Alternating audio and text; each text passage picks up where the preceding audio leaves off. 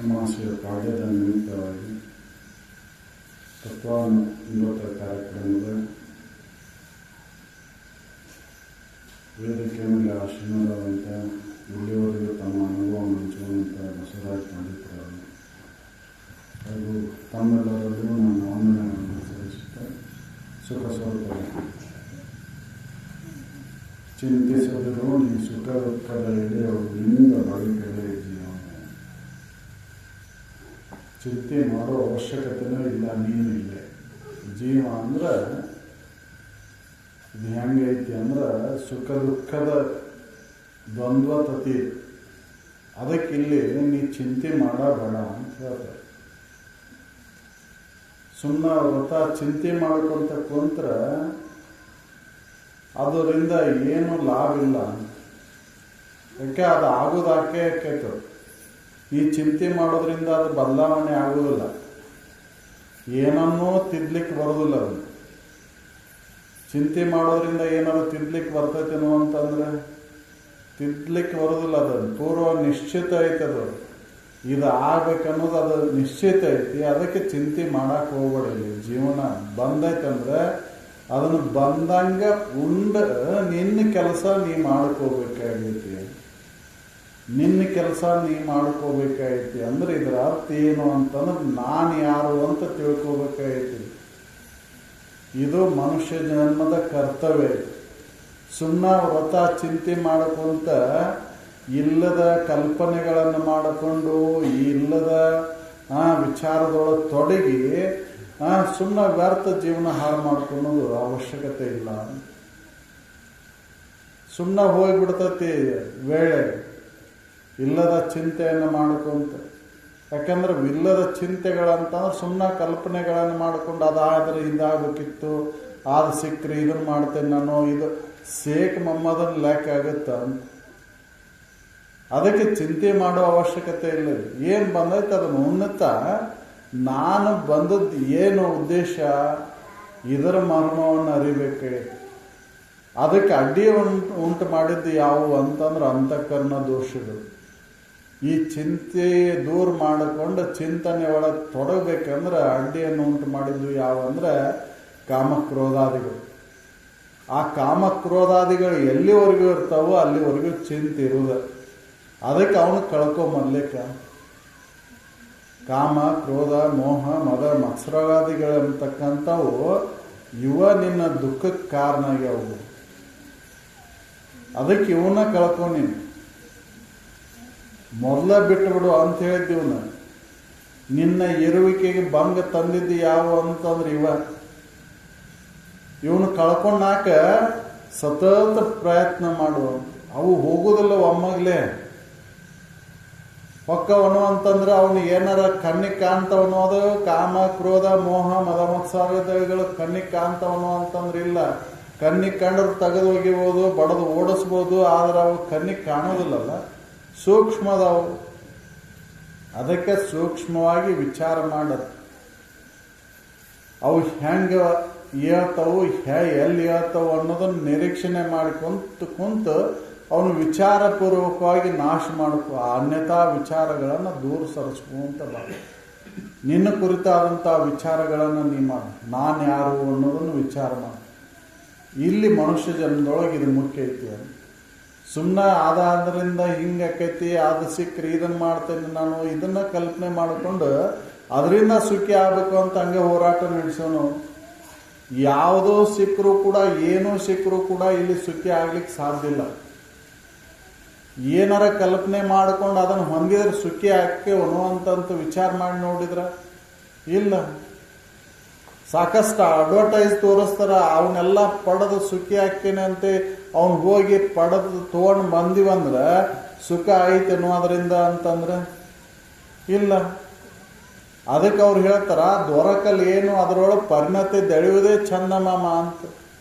ಅದ್ರೊಳಗೆ ಏನು ಸಿಕ್ಕರೆ ಏನೈತೆ ಅದ್ರೊಳಗೆ ಸುಖ ಐತೇನೋ ಅಂತಂದ್ರೆ ಇಲ್ಲ. ನೀ ಕಂಡದ್ದನ್ನೆಲ್ಲ ಉಂಡೇನ ಅಂತ ಹೊಂಟಿ ಕಂಡದ್ದನ್ನೆಲ್ಲ ಉಣ್ಣೋದ್ರಿಂದ ನಿನ್ನ ಸುಖ ಆಗೈತೇನೋ ಅಂತ ವಿಚಾರ ಮಾಡಿ ನೋಡಿದ್ರೆ ಇಲ್ಲ. ಸುಖ ಅದರೊಳಗಿಲ್ಲ, ನಿನ್ನೊಳಗೆ ಐತದ ಸುಖ. ಆ ನಿನ್ನೊಳಗಿರುವಂಥ ಸುಖವನ್ನು ಅನುಭವಿಸ್ಲಿಕ್ಕೆ ಯಾಕಾಗವಲ್ಲ ಅಂದ್ರೆ ಈ ಕಾಮಕ್ರೋಧಾದಿ. ಅದಕ್ಕೆ ಇವನು ಬಿಡು. ಇವ ನಿನ್ನ ಚಿಂತೆಗೆ ಹಚ್ಚಿದ್ದು. ಚಿಂತೆಗೆ ಕಾರಣ ಏನು ಅಂದ್ರೆ ಆಶೆ. ಇದು ಆಶೆ ಹೆಂಗೆ ಹುಡ್ತೈತಿ ಅಂದ್ರೆ ಅಜ್ಞಾನದಿಂದನೇ ಹುಡ್ತೈತಿ ಅಂತ. ಅದಕ್ಕೆ ಅಜ್ಞಾನವನ್ನು ಕಳ್ಕೋಬೇಕಾಯ್ತಿ. ಮೊದಲ ಕೆಲಸ ಏನು ಅಂತಂದ್ರೆ ಅಜ್ಞಾನವನ್ನು ಕಳ್ಕೋಬೇಕಾಯ್ತಿ. ಅದಕ್ಕೆ ಸುಜ್ಞಾನಿಗಳ ಸಂಘ ಮಾಡುವ. ಹೌದಲ್ರಿ? ಅಜ್ಞಾನದಿಂದನ ಇದನ್ನು ತಿಳ್ಕೊಂಡೇನಿ, ನಾನು ಅಲ್ಲದನ್ನು ನಾನು ಅಂತ ತಿಳ್ಕೊಂಡಿದ್ದು ಅಜ್ಞಾನದಿಂದನ. ಯಾರೋ ಹೇಳಿದ್ರು, ಯಾರಿಂದನ ಕೇಳಿ ಇದು ನಾನು ಅಲ್ಲದನ್ನು ನಾನು ಅಂತ ತಿಳ್ಕೊಂಡಿವು. ಇದು ಗಟ್ಟಿಯಾಗಿ ಬಿಟ್ಟತಿ. ಇದನ್ನ ಜ್ಞಾನದಿಂದನ ಕಳ್ಕೋಬೇಕಾಯ್ತಿ. ಎಲ್ಲಿವರೆಗೂ ಇದನ್ನು ಕಳ್ಕೊಳ್ಳೋದಿಲ್ಲೋ, ಈ ಅಜ್ಞಾನವನ್ನು, ಈ ತನು ನಾನನ್ನು ಭಾವ ಎಲ್ಲಿವರೆಗೂ ಹೋಗುದಿಲ್ಲ, ಅಲ್ಲಿವರೆಗೂ ಈ ಜಗದ್ಭಾವನೆ, ವಿಷಯ ಸುಖ ಕೊಡ್ತಾವ ಅನ್ನುವ ಭಾವನೆಯನ್ನು ಕಳ್ಕೊಳ್ಳಿಕ್ಕೆ ಆಗುದಿಲ್ಲ. ಅದಕ್ಕೆ ಮೊದಲಿಗೆ ಇದು ಹೆಂಗೈತಿ ಅಂತ ನೋಡು. ಒಂದೊಂದು ವಿಷಯ ವಸ್ತುಗಳನ್ನ ನೋಡ್ಕೊ, ವಿಚಾರ ಮಾಡಿ ನೋಡ್ಕೊ. ಅದು ಹೆಂಗದಾವು, ಏನದಾವು ಅನ್ನೋದನ್ನು ವಿಚಾರ ಮಾಡಿ ನೋಡ್ಕೊ. ಅದರೊಳಗಿನ ದೋಷಗಳನ್ನು ಅರಿ ನೋಡವನ್ನ ನೋಡಿ. ಈ ತನು ಧರ್ಮವನ್ನ ನೋಡು, ಹೆಂಗೈತಿ ಇದು. ಹೆಂಗೆ ಈ ತನು ಧರ್ಮ ಹೆಂಗೈತಿ ಅಂದ್ರೆ ಇದು 6 ನಮೂನಿ ವಿಕಾರವುಳ್ಳಂಥದ್ದು. ಇದು ಜನಿ, ಅಸ್ಥಿ, ಪರ್ಣತೆ, ಕ್ಷಯ, ನಾಶ ಅಂತ ತಿಳ್ಕೊಂಡು 6 ನಮೂನಿ ವಿಕಾರವುಳ್ಳಂಥದ್ದು. ಬದಲಾವಣೆ ಆಗೋದು ಇದರ ಗುಣಧರ್ಮ. ಶಾಶ್ವತವಾಗಿಲ್ಲಿದು. ಆ ಶಾಶ್ವತವಾಗಿಲ್ಲದಂಥ ಈ ಶರೀರವನ್ನು ಅವಲಂಬನೆಯಾಗಿ ಅಶಾಶ್ವತವಾದಂಥ ವಿಷಯ ವಸ್ತುಗಳಲ್ಲಿ ಸುಖವನ್ನು ಕಾಣಬೇಕನ್ನುವಂಥ ಹಂಬಲಿಕೆಯಿಂದ ಚಿಂತೆ ಮಾಡಾಕಿರ್ತೇವೆ ನಾವು. ಅದಕ್ಕೆ ಆ ಚಿಂತೆ ದೂರ ಆಗ್ಬೇಕಂದ್ರೆ ನೀ ಶಾಶ್ವತವಾದಂಥ ವಸ್ತು ಯಾವುದೈತೆ ಅದರ ಕುರಿತಾದಂಥ ಚಿಂತನೆಯನ್ನು ಮಾಡು, ಅದರ ಕುರಿತಾದಂಥ ಜ್ಞಾನವನ್ನು ಮಾಡಬೇಕು. ಅಂದಾಗ ನೀ ಈ ಚಿಂತೆಯಿಂದ ದೂರ ಆಗ್ಲಿಕ್ಕೆ ಸಾಧ್ಯ ಐತೆ ಅಂತ ತಿಳ್ಕೊಂಡು ಮಹಾತ್ಮರು ಅನುಭವಗಳು ನಮಗೇನು ಮಾಡೋ ಅಂತಂದ್ರೆ ನೀ ಚಿಂತನೆ ಒಳಗೆ ತೊಡಗು ಅಂತೇಳಿ. ನೀನು ಯಾರು ಅನ್ನೋದನ್ನು ವಿಚಾರ ಮಾಡಿ ನೋಡ್ಕೊ. ನಾವು ಇದನ್ನು ವಿಚಾರ ಮಾಡಿಲ್ಲ. ನಾನು ಯಾರು ಅಂತ ವಿಚಾರ ಮಾಡಿದಾಗ ಇದು ಹೊಳಿತೈತಿ. ವಿಚಾರಣೆ ಮಾಡಿಲ್ಲಲ್ಲ. ಸಾಮಾನ್ಯವಾಗಿ ಏನಂತ ತಿಳ್ಕೊಂತೇವೆ ನಾವು, ನಾನಂದ್ರೆ ಈ ಶರೀರ, ಇದಕ್ಕಿಟ್ಟಂಥ ಹೆಸರು, ನಾನು ಅಂಥ ಉದ್ಯೋಗ ಮಾಡ್ತೇನೆ, ಇಂಥ ಉದ್ಯೋಗ ಮಾಡ್ತೇನೆ, ಅಂಥ ಊರವ, ಇಂಥ ಊರವ, ಇದನ್ನೆಲ್ಲ ತಿಳ್ಕೊಂಡು ಇದ ದುಃಖಕ್ಕೆ ಕಾರಣ ಆಗೈತಿ ಅಂತ. ಇವು ಯಾವ ಶಾಶ್ವತವಾದಂಥದ್ದಲ್ಲಿವು, ಇವು ಅಸ್ಥಿರವಾದಂಥದ್ದು. ಅಸ್ಥಿರವಾದಂಥ ಈ ತೋರಿಕೆ ಶರೀರವನ್ನು ನಂಬಿಕೊಂಡು, ಅಸ್ಥಿರವಾದಂಥ ವಿಷಯ ವಸ್ತುಗಳನ್ನು ನಂಬಿಕೊಂಡು ಸುಖ ಹೊಂದಬೇಕಂತ ಹೊಂಟೆವು. ಇಲ್ಲದ ಕಲ್ಪನೆಗಳನ್ನು ಮಾಡಿಕೊಂಡು ಅದರೊಳಗೆ ಸುಖ ಇಲ್ಲ ಅಂತ. ಅದಕ್ಕೆ ಚಿಂತಿಸದಿರು ನೀನು. ಸುಖ ದುಃಖದ ಎಡೆಯೊಳು ನಿಂತ ಬಳಿಕಲೇ ಜೀವನ. ಚಿಂತೆ ಮಾಡುವ ಅವಶ್ಯಕತೆನೇ ಇಲ್ಲ. ಬರುವೊಳ್ಳ ದುಃಖವನ್ನು ಅನುಭವಿಸೋದನ್ನ, ಅದಕ್ಕೆ ಬೇರೆ ಪರಿಹಾರನೇ ಇಲ್ಲ. ಯಾಕೆ ಸುಮ್ಮನೆ ಪರಿಹಾರ ಕೇಳ್ಕೊಂತವಕ್ಕೆ? ಯಾವ ಪರಿಹಾರ ಕಂಡು ಹಿಡಿದ್ರು ಕೂಡ ಇದು ವಿಕಾರ ಆಗೋದು ಬಿಡುದಿಲ್ಲ. ವಿಕಾರ ಆಗೋದು ನಾಶ ಆಗೋದ. ನೀ ಎಷ್ಟೇ ಮೃತ್ಯುಂಜಯ ಹೋಮ ಮಾಡಿದ್ರು ಇದಕ್ಕೆ ಮೃತ್ಯು ಬರಲಾರ್ದ ಬಿಡುದಿಲ್ಲ. ಸುಮ್ಮನೆ ಮೃತ್ಯುಂಜಯ ಹೋಮವನ್ನು ಮಾಡಿ ನಾನು ಇನ್ನೂ 100 ವರ್ಷ ಬದುಕ್ತೇನೆ ಅಂದ್ರೂ ಇದು ಇರಲಾರ್ದು. ಸುಮ್ಮನೆ ಇಲ್ಲದ ಕಲ್ಪನೆಗಳನ್ನು ಮಾಡಿಕೊಂಡು, ಇಲ್ಲದ ವ್ರತಗಳನ್ನು ಮಾಡಿ, ಇಲ್ಲದ ಬಯಕೆಗಳನ್ನು ಇಟ್ಕೊಂಡು ಸುಮ್ಮನೆ ಆ ಬಯಕೆಗಳನ್ನು ತೀರಿಸ್ಕೊಂಡಕ್ಕೆ ಎಷ್ಟೇ ಕಷ್ಟಪಟ್ಟರೂ ಕೂಡ ಆ ಬಯಕೆಯಿಂದ ನಿನ್ನ ಸುಖ ಸಿಗಲಾರ್ದು. ಅದಕ್ಕೆ ದೊರಕಲ್ ಏನು ಅಂತ ಹೇಳಿದ್ದವು. ಏನು ಸಿಕ್ಕರೆ ಏನಾಗಬೇಕಾಯ್ತಿದೆ? ಜಗತ್ತಿನ ವಿಷಯ ವಸ್ತುಗಳು ಯಾವುದಾದ್ರೆ ಇದ್ರೆ ಏನೋ ಸುಖ ಆಯ್ತೇನೋ ಅದರಿಂದ? ಅವೆಲ್ಲವೂ ದುಃಖ ರೂಪದಿಂದ ಕೂಡ್ಯಾವ ಅಂತ ತಿಳ್ಕೊಂಡು, ವಿಷ ಸಮಾನ ಅದಾವ ಅಂತ ತಿಳ್ಕೊಂಡು ಅವನು ಬಿಡು. ಭೋಗದ ಒಡನಾಟವನ್ನು ಬಿಟ್ಟು ನಿನ್ನೊಳಗೆ ನೋಡ್ಕೋ ಅದನ್ನು. ಆ ಸುಖವನ್ನ ಹೊರಗೆ ನೋಡಕ್ಕೆ ಹೋಗ್ಬೇಡ. ಹೊರಗೆ ನೋಡೋದಕ್ಕೂ ಅಂತ ಹೋದಂದ್ರೆ ಏನು ಗೋಚರ ಆಕೈತಿ ಅಂದ್ರೆ ಜಡವಸ್ತುಗಳ ಗೋಚರಕ್ಕೆ ಹೊರತಾಗಿ ಸುಖ ಸಿಗಲಾರ್ದು. ಯಾಕ? ಸುಖ ಇರೋದು ಒಂದು ಕಡೆ, ಹುಡುಕೋದು ಒಂದು ಕಡೆ ಆಗೈತಿ. ಅದರಿಂದ ನಿನ್ನ ದುಃಖ ಆಗೈತಿ. ಈ ದುಃಖ ಹೋಗ್ಬೇಕಂದ್ರೆ ನಿನ್ನೊಳಗೆ ನೋಡ್ಕೋದು. ಎಲ್ಲಿವರೆಗೂ ನಿನ್ನೊಳಗೆ ನೀ ನೋಡ್ಕೊಳೋದಿಲ್ಲೋ ಅಲ್ಲಿವರೆಗೂ ನಿನ್ನ ಸುಖ ಸಿಗಲಾರ್ದು. ನೀನು ಸುಖಿ ಆಗಲಾರ್ದು. ನಿನ್ನ ಬೇಕಾದಂಥ ವಸ್ತು ಎಲ್ಲೈತೆ ಅಂದ್ರೆ ನಿನ್ನೊಳಗೆ ಐತಿ. ಆ ಸುಖ ಅನ್ನೋದು ಹೊರಗಿಲ್ಲ. ಬೇಕಾಗಿದ್ದು ಯಾವುದು ಅಂದ್ರೆ ಸುಖ ಅದು ಹೊರಗಿಲ್ಲ, ನಿನ್ನೊಳಗೈತಿ. ಆ ಸುಖವನ್ನು ನೀ ಕಲ್ಪನೆ ಮುಖಾಂತರ ಹುಡುಕಾಕತ್ತಿ, ಕಲ್ಪನೆಯನ್ನು ಮಾಡಿಕೊಂಡು ಅದರೊಳಗೈತಿ ಇದರೊಳಗೈತಿ ಅಂತ ಹುಡುಕಾಕತ್ತಿ. ಅದು ಚಿಂತೆಗೆ ಕಾರಣ ಆಗೈತಿ ನೋಡು. ಈ ಅಜ್ಞಾನವನ್ನು ಕಳ್ಕೊ. ನೀನು ಯಾರು ಅನ್ನೋದನ್ನು ವಿಚಾರ ಮಾಡಿ ನೋಡಿದ ನೀನು ಸುಖ ಸ್ವರೂಪನೆ ಅನ್ನೋದು ಖಾತ್ರಿ ಆಗತ್ತೆ. ಅವಾಗ ನೀನು ಸುಖಿ ಆಗ್ಲಿಕ್ಕೆ ಸಾಧ್ಯ ಐತಿ ಅಂತ ಅನುಭವಗಳು ಅದಕ್ಕೆ ನಮಗೆ ಎಚ್ಚರಿಸ್ತಾರ. ಈ ಸುಖ ದುಃಖದ ಎಡೆಯೊಳಗೆ ನಿಂತ ಬಳಕ ಚಿಂತೆ ಮಾಡಕ್ಕೆ ಅವಶ್ಯಕತೆನೇ ಇಲ್ಲ. ಪ್ರಾರಬ್ಧ ತನ್ನನ್ನು ತಾನ ಕರ್ಕೊಂಡು ಹೋಗ್ತೈತದು. ಎಲ್ಲಿಗೆ ಹೋಗ್ಬೇಕಾಯ್ತು ಅಲ್ಲಿಗೆ ಹೋಗೋದದು. ಆದ್ರೆ ನಿನ್ನ ಕೆಲಸ ನೀ ಮಾಡ್ಕೋಬೇಕಾಯ್ತಿ. ನೀನು ಯಾರು ಅನ್ನೋದನ್ನು ತಿಳ್ಕೊಬೇಕಾಯ್ತಿ. ಅದು ಪ್ರಾರಬ್ಧ ಅದು ತನ್ನ ಕೆಲಸ ಮಾಡ್ತೈತದು. ನೀ ಧೈರ್ಯವನ್ನು ತಾಳಿಲ್ಲ.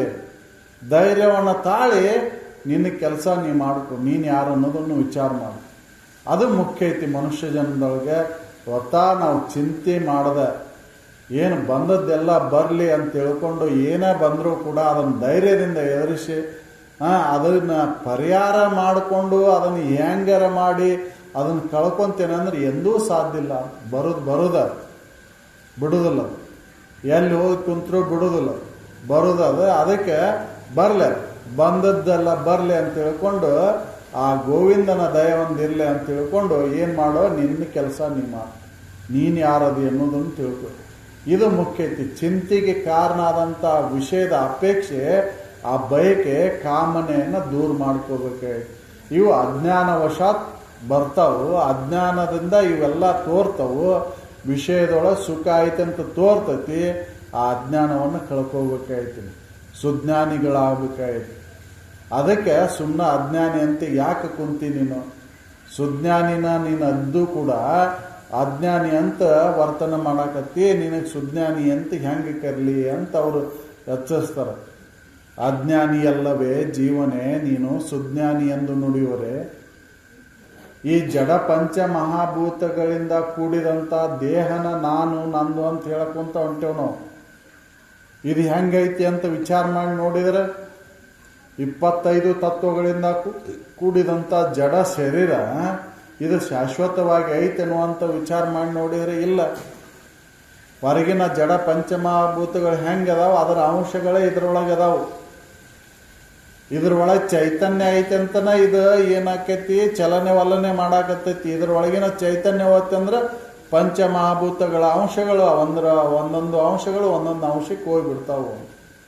ಅಗ್ನಿ ಅಂಶ ಅಗ್ನಿಗೆ ಹೋಗ್ತೈತಿ, ವಾಯುವಿನ ಅಂಶ ವಾಯುವಿಗೆ ಹೋಗ್ತೈತಿ, ನೀರಿನ ಅಂಶ ನೀರಿಗೆ ಹೋಗ್ತೈತಿ, ಭೂಮಿ ಅಂಶ ಭೂಮಿಗೆ ಹೋಗ್ತೈತಿ, ಆಕಾಶದ ಅಂಶಕ್ಕೆ ಆಕಾಶಕ್ಕೆ ಹೋಗ್ಬಿಡ್ತೈತಿ. ಆದರೆ ಇದರೊಳಗಿರುವಂಥ ಚೈತನ್ಯ ಮಾತ್ರ ಅದು ಸದಾ ಯಾವಾಗಲೂ ಎಲ್ಲ ಕಡೆ ಇರುವಂಥದ್ದು. ಆ ಎಲ್ಲ ಕಡೆ ಇರುವಂಥ ಚೈತನ್ಯ ಸ್ವರೂಪನ ನಾನದೇನೆ, ವ್ಯಾಪಕವಾದಂಥ ಚೈತನ್ಯ ಸ್ವರೂಪನ ನಾನದೇನೆ ಅಂತ ಅದನ್ನು ತಿಳ್ಕೋಬೇಕಾಗೈತಿ. ಈ ಅಂತಃಕರಣ ದೋಷದಿಂದ ಆ ವ್ಯಾಪಕವಾದಂಥ ಚೈತನ್ಯದ ಅನುಭವವನ್ನು ಮಾಡಿಕೊಳ್ಳಕ್ಕಾಗಲ್ದು. ಅದಕ್ಕೆ ಆ ಅಂತಃಕರಣ ದೋಷಗಳನ್ನು ಮೊದಲೇ ಕಳ್ಕೋಬೇಕಾಗೈತಿ. ಕಾಮಕ್ರೋಧಾದಿಗಳ ಅಡ್ಡಿಯಾಗ್ಯವು. ಆ ಕಾಮಕ್ರೋಧಾದಿಗಳನ್ನು ಎಲ್ಲಿವರೆಗೂ ದೂರ ಮಾಡ್ಕೊಳೋದಿಲ್ಲೋ ಅಲ್ಲಿವರೆಗೂ ಆ ಅನುಭವವನ್ನು ಮಾಡ್ಕೊಳ್ಳಿಕ್ಕಾಗೋದಿಲ್ಲ. ಆ ಅನುಭವ ಆಗ್ಬೇಕಂದ್ರೆ ಮೊದಲೇಕೆ ನಿನ್ನ ವೃತ್ತಿಗಳು ಶುದ್ಧ ಇರಲಿ ಅಂತ ಒಳ್ಳೆಯ ವೃತ್ತಿಗಳನ್ನು ಅಳವಡಿಸ್ಕೊಂಡ ಮಾತ್ರ ಈ ಕಾಮಕ್ರೋಧಾದಿಗಳನ್ನು ಸೆದೆ ಬಡಲಿಕ್ಕೆ ಸಾಧ್ಯ ಐತೆ ಅಂತ ತಿಳ್ಕೊಂಡು ಅವ್ರ ಅನುಭವಗಳು ಮೊದಲ ನೀನು ಅವನು ಕಳ್ಕೋ. ಮೊದಲೇಕೆ ಬಿಟ್ಟು ಬಿಡ್ಬೇಕಾಗೈತಿ.